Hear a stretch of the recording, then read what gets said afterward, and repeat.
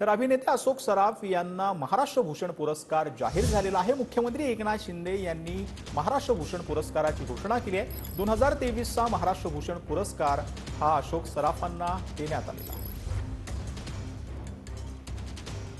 अभिनेते अशोक सराफ सर सध्या आमच्या सोबत आहे। सर, काय सांगाल, तुम्हाला महाराष्ट्र भूषण पुरस्कार जाहीर झाला आहे तुमच्या नावावर, काय पहिली प्रतिक्रिया तुमची?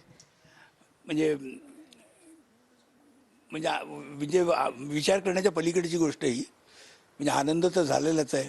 एक महाराष्ट्राचा जो पुरस्कार आहे, नंबर 1चाच पुरस्कार आहे महाराष्ट्र भूषण, तो मला मिळावा याच्यासारखी मोठी आनंदाची गोष्ट नाही। बरं, हा जो पुरस्कार मिळाला आहे ह्या इतक्या दिग्गज लोकांना मिळाला आहे।